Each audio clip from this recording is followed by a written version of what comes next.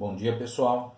Nesse momento, a gente passa a dar continuidade, né, aos estudos sobre hidrostática, mas eu vou começar hoje pensando com vocês numa situação prática. Imagina que esse é, por exemplo, o nível do mar, tá? E você está lá sobre o mar, você tem uma bola dessa de plástico normal, sem nenhum estresse. Você concorda comigo que quando eu deixo ela simplesmente solta no oceano, essa daqui é uma configuração possível para que ela fique ali paradinha. Entretanto, se eu quero fazer com que essa bola saia de lá e vá lá para dentro do mar, você sabe, pela prática, que isso só é possível se de alguma forma eu for até lá e realmente fizer uma força sobre a bola e segurar ela dentro do mar. Tanto é que, se por acaso eu vou lá e paro de fazer essa força, o que eu observo é a bola volta para essa configuração aqui, sem nenhum estresse, tá certo? Bom, vamos pensar uma outra coisa que talvez você já passou. Você chegou ali no shopping, bababá, você era mais novo, talvez você ainda goste disso, enfim, não sei. Tá? E você pediu para o seu pai um daqueles balões que ficam lá flutuando. Se por acaso você cortar isso daqui ou deixar escapar dos seus dedos, o que acontece? Esse balão passa a entrar em movimento. Só que para ele entrar em movimento é sinal que havia uma força agindo sobre ele. E é exatamente sobre essa força aqui, tá? E essa força que atua aqui, que fez o balão, a bola subir para o nível do mar, que a gente começa a falar hoje, tá certo? Bom, então, que força é essa? Bom, essa força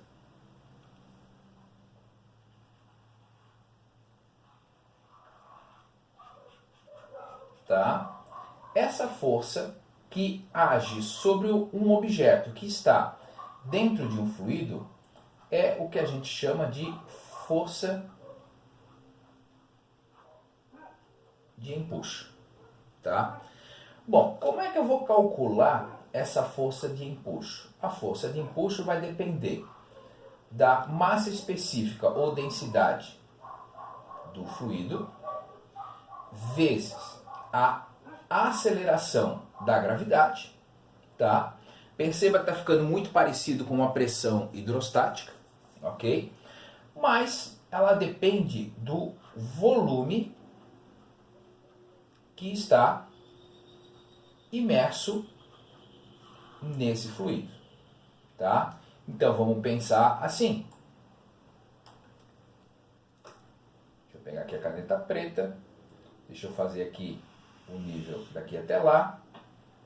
A bola nesse sentido. A bola aqui. E a bola aqui. Então, quando eu penso nesse volume imerso, nesse caso aqui, o volume imerso é só sobre essa parte aqui. Nesse caso aqui, está uma parte maior. Nesse caso aqui, é a peça toda. Então você concorda comigo que pensando na força de empuxo, essa força de empuxo aqui, ela é maior do que essa força de empuxo aqui, e essa daqui é ainda maior do que essa força de empuxo aqui. Por quê? Essa bola tem pouca parte dentro da água. Essa daqui, comparado com aquela, aumentou a parte que está dentro da água. E essa daqui aumentou mais ainda. Tá? Então, esses são os detalhes que você precisa tomar cuidado. Bom, no slide que vocês têm lá, eu botei aqui, ó, empuxo e flutuabilidade. Então, quando mergulhamos um objeto dentro de um fluido, por exemplo, a bola dentro da água, ou aquele balão que você comprou no shopping dentro do ar, que também é um fluido, vamos lembrar disso, né? O mesmo ficará submetido a uma força que tentará empurrar o objeto para fora, tá? Essa força é chamada de empuxo. Bom, o empuxo vai ser igual ao peso do fluido deslocado. Quanto maior a parte imersa, ou seja, quanto maior a parte para dentro do fluido, maior será a força de empuxo, tá? E aí aqui ele está tratando de uma situação. Tá o objeto dentro do fluido, tem o empuxo e tem o peso dele, tá?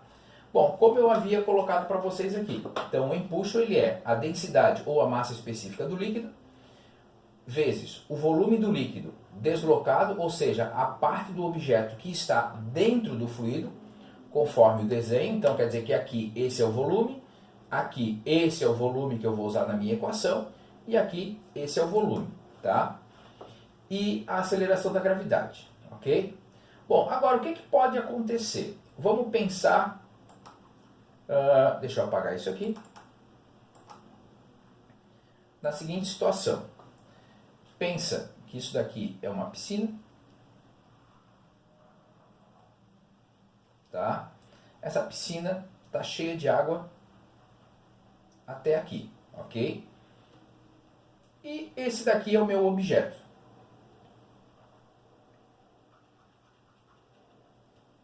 Pois bem, esse objeto ele está sujeito à força-peso, que é a minha massa vezes gravidade, lá da segunda lei de Newton.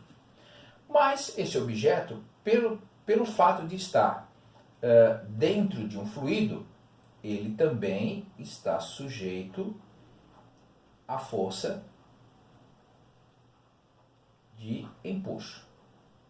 Bom, agora vamos pensar na situação prática que você já deve ter visto. Vamos supor que aquela bola lá é uma bola de aço maciça, tá? O que você vai observar com essa bola de aço maciça? Ela vai afundar.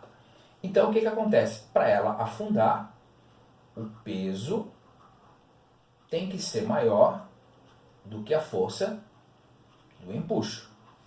Então, se isso acontece, ele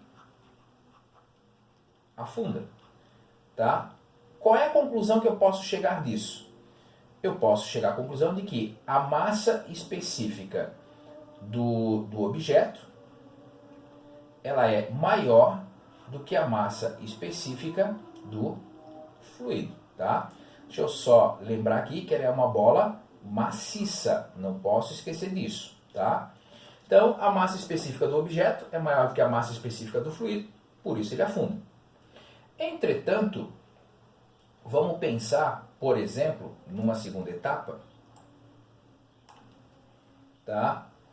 Que esse objeto ali é um peixe. E esse peixe, ele está parado ali, esperando uma presa para ele poder caçar, tá?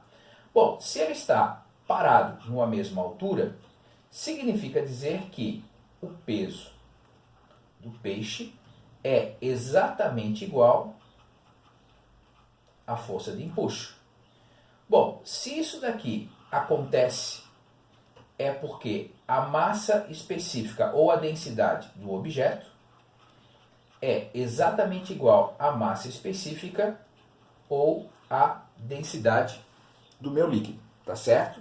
Então ele fica paradinho, bonitinho. Entretanto, vamos pensar que, por exemplo, deixa eu puxar aqui uma linha para cá, que aquele objeto lá era, por exemplo, uma bola de futebol. Essa bola de futebol, ela vai vir para a superfície. Se ela vai vir para a superfície, significa dizer que o peso ele é menor do que a força de empuxo. Tá? Se a força de empuxo é maior que o peso, significa dizer que a massa específica do objeto ela é menor do que a massa específica do líquido. Tá? Então é isso que acontece. Bom, mas agora vamos parar e pensar mais uma vez numa situação real. Tá? Eu estou lá dentro do oceano, tá? Lá dentro está a minha bola, lá, plástica, tá? E eu soltei ela. Então, naquele ponto ali, a força de empuxo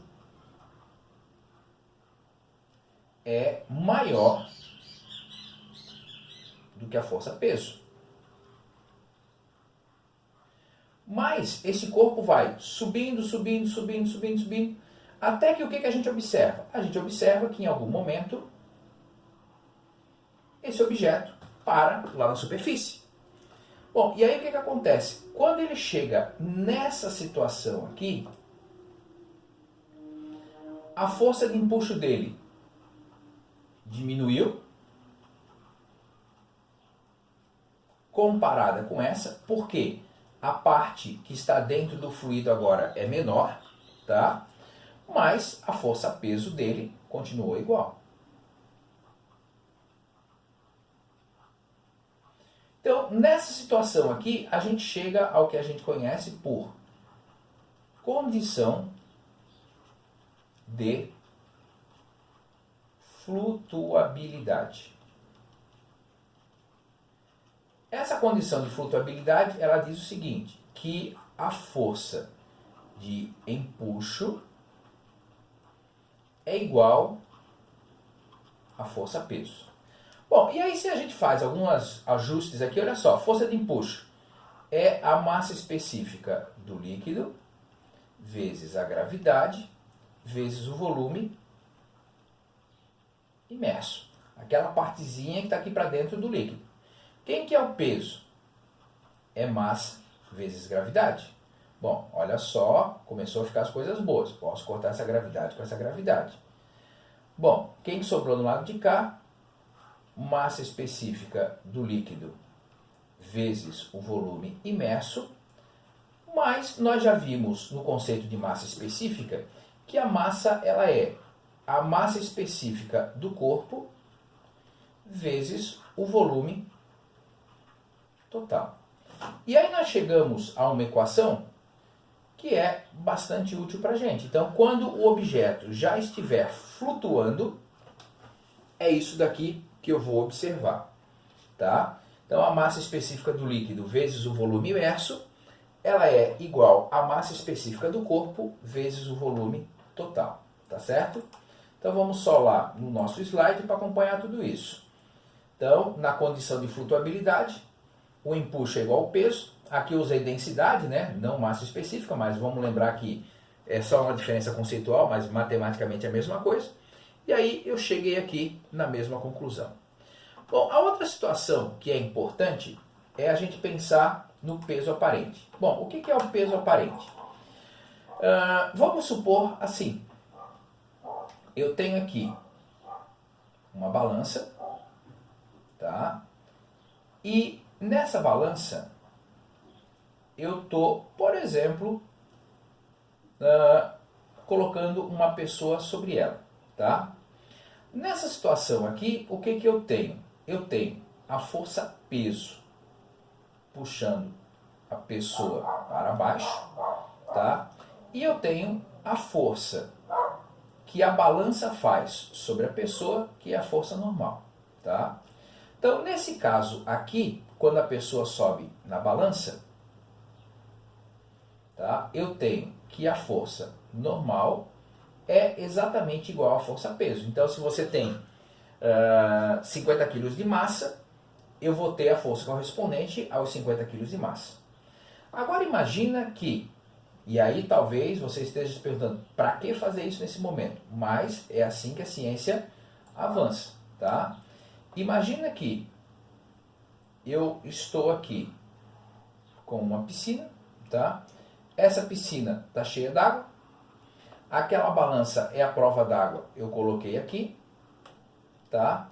E a pessoa está aqui dentro com o respirador, enfim, bonitinho. Bom, então vamos lá pensar o que está acontecendo, tá? Eu continuo tendo a força-peso, continuo, tá? Eu continuo tendo a força normal, continuo. Entretanto, pelo fato dela estar dentro de um fluido, eu tenho também a força de empuxo. Isso significa dizer que, nessa situação, a minha força normal mais a força de empuxo, que são as duas forças voltadas para cima, são exatamente iguais à força-peso. Ou seja, a minha força normal vai ser o peso menos a força de empuxo.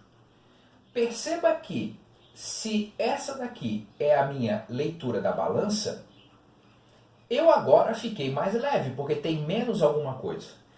Para pensar, se eu vou começar a fazer exercícios e eu estou fora de peso, uma das sugestões é eu fazer hidroginástica. Por quê? Dentro da água, eu vou ter essa força de empuxo, fazendo com que eu esteja mais leve quando eu vou, por exemplo, bater no fundo da piscina com as minhas pernas. Então quer dizer que o impacto nos meus joelhos ficam menores. Imagina se você quer levantar algum objeto e ele é muito pesado. Dependendo da situação, se você mergulhar ele dentro da água, tá, você vê que fica mais fácil de suspender esse objeto. Fechou? Bom, então vamos lá, só para acompanhar lá no nosso slide, né? Então o peso aparente é o peso menos empuxo. Então agora vamos pensar aqui nos exercícios. O navio flutua por quê? O seu peso é pequeno quando comparado ao seu volume?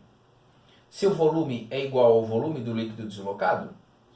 O peso do líquido deslocado é igual ao peso do volume? O peso do navio é menor do que o peso do líquido deslocado? O peso do navio é maior que o peso do líquido deslocado. Bom, se ele está flutuando, tá? Deixa eu só pegar aqui o nosso slide. Então, aqui está o nível do mar, ok? Aqui está o meu navio, tá? Nesse momento aqui, o que eu tenho? Eu tenho o peso do navio. E se ele está paradinho, flutuando, significa dizer que eu tenho aqui a força de empuxo. Então, nesse caso aqui, o que está acontecendo? O empuxo é igual ao peso. Então, se ele está flutuando, tá? O seu volume é igual ao volume do líquido deslocado? Bom, se o volume fosse igual, o navio todo teria que estar embaixo d'água, ele afundaria, tá? Então isso não é. O seu peso é pequeno quando comparado com o seu volume? Depende, tá? Nós vamos lembrar que nós temos peso, que é uma grandeza de força, volume, que é espaço que ele ocupa. Não faz sentido eu fazer essa comparação. Mas agora, o peso do volume do líquido deslocado é igual ao peso do navio? Sim. Tá? Se você lembra aqui, ó, quando eu falei sobre força de empuxo, o empuxo é igual ao peso do fluido deslocado. Tá? Então, quando eu paro para pensar no exercício, se ele está flutuando, é porque o peso do líquido deslocado é igual ao peso do navio. Tá? E essa é a resposta correta. Fechou? Exercício 15. Um objeto de volume 0,5 metros cúbicos possui 30% do seu volume mergulhado. Então vamos lá. Vamos apagar isso aqui. Então, ele está me dizendo que o volume do corpo é 0,5 metros cúbicos, tá? E 30% está mergulhado no recipiente com água. Então a ideia o que é? aqui está o nível da água, aqui está o meu objeto, que eu não sei o que é, mas essa parte aqui corresponde a 30% de todo ele. Bom, como é que eu vou resolver isso? Eu vou resolver da seguinte forma. Se o meu 0,5 metros cúbicos equivale aos meus 100%, 30% vai ser essa parte aqui, que é o meu volume imerso. Como é que eu resolvo isso? Faço a multiplicação cruzada. Volume imerso vezes 100 é igual a 0,5 vezes 30, tá? Isso aqui dá 15, que sobre 100, então eu tenho um volume imerso de 0,15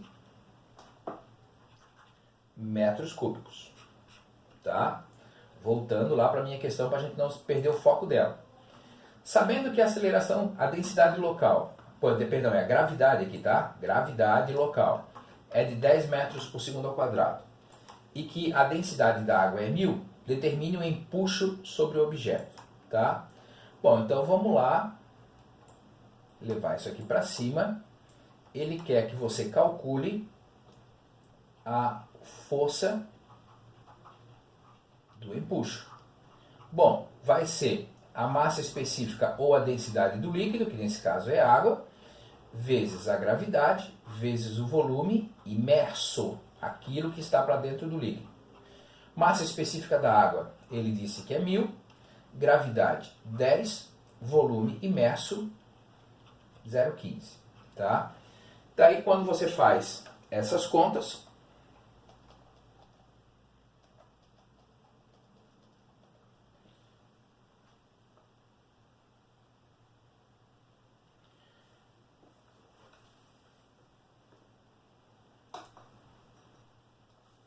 você vai encontrar 1.500 newtons.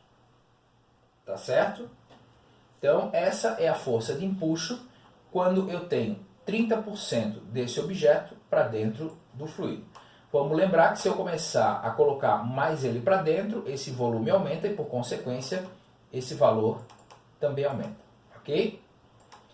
Bom, próxima questão. Um iceberg cuja densidade é de 0,92 gramas por centímetro cúbico. Então, ele está falando o seguinte, que a massa específica do iceberg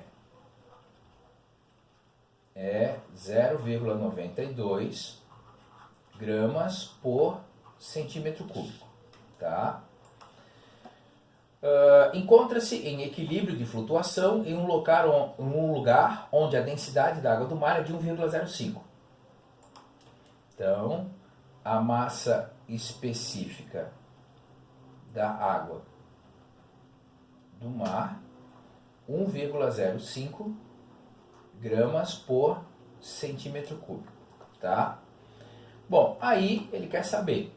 Indique a porcentagem aproximada de volume do iceberg que permanece abaixo da superfície. Então, vamos pensar o seguinte. Tá? Aqui está o nível do mar. Aqui está o meu iceberg. Tá? Ele quer saber quantos por cento do iceberg estão aqui embaixo. Bom, então vamos pensar. Está flutuando? Beleza. Então quer dizer que eu tenho a força peso, tá?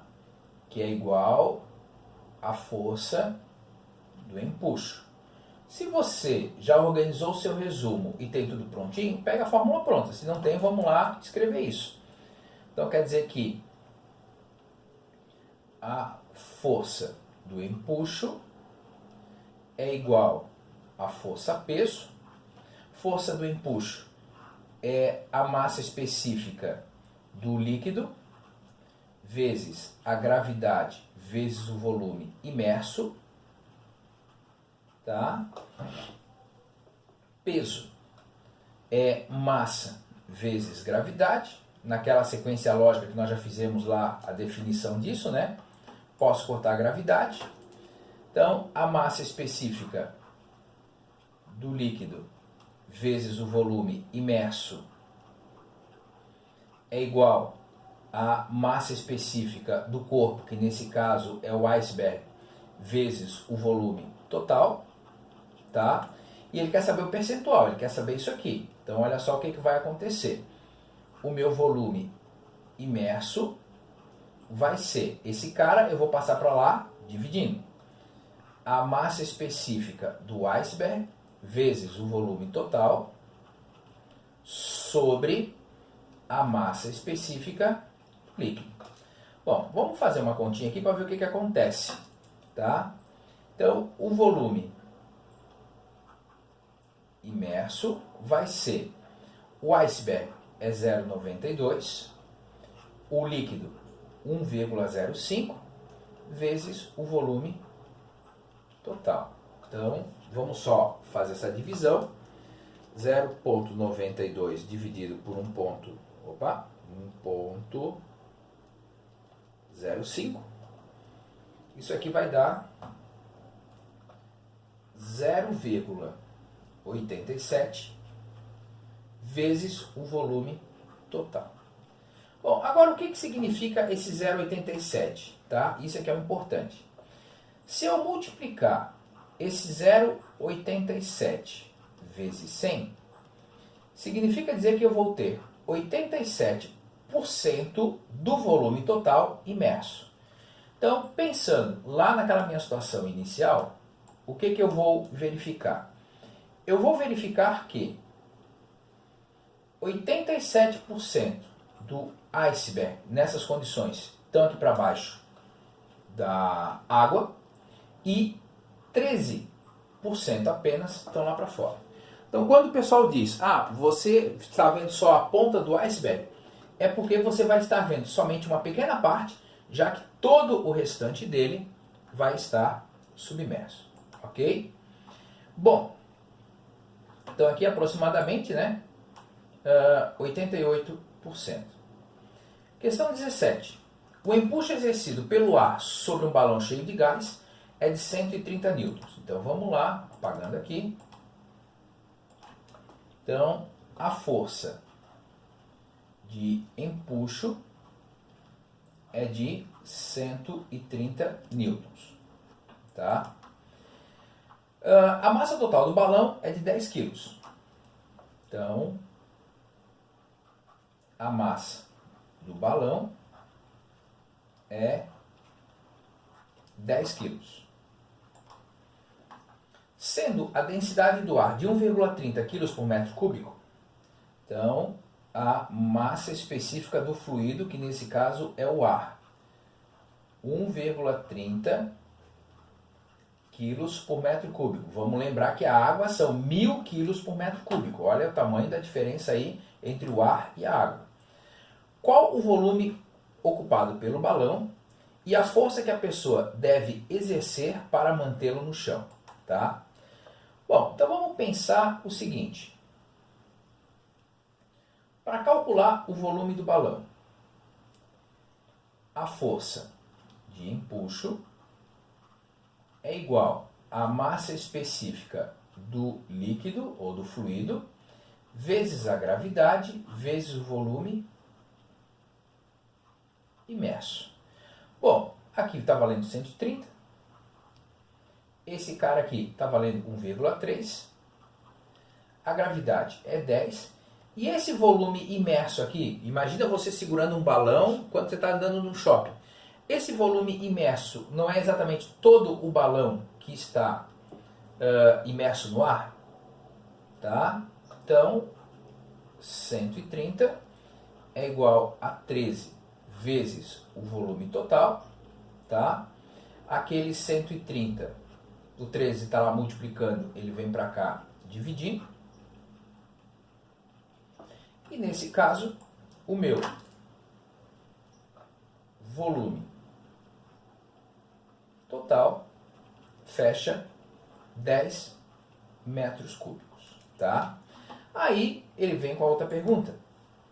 Qual a força que a pessoa deve fazer para mantê-lo no chão? Então vamos pensar agora no balão.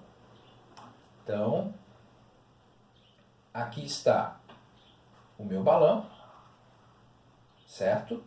Nós já vimos que esse balão, sobre ele, tem uma força de empuxo de 130 newtons, tá? Mas esse balão tem massa. E se ele tem massa, ele tem peso. Bom, peso é massa vezes gravidade. 10 vezes 10. Vamos lembrar que a massa do balão é de 10 quilos. Então nós temos 100 newtons. Bom, se tem 100 newtons para baixo e 130 newtons para cima, vamos lembrar o que acontece no balão de gás hélio. Se eu soltar, ele sobe. Então isso significa dizer que a força, a pessoa precisa fazer uma força para segurar o balão. Então o que acontece? A força da pessoa mais a força peso tem que ser igual à força de empuxo. As forças para baixo tem que ser iguais à força que está para cima. Então a força da pessoa mais os 100 newtons tem que ser exatamente igual aos 130 newtons. Se eu então começo a resolver isso, então 130 menos 100, então a pessoa, nesse caso, precisa fazer uma força de 30 newtons para poder segurar o balão.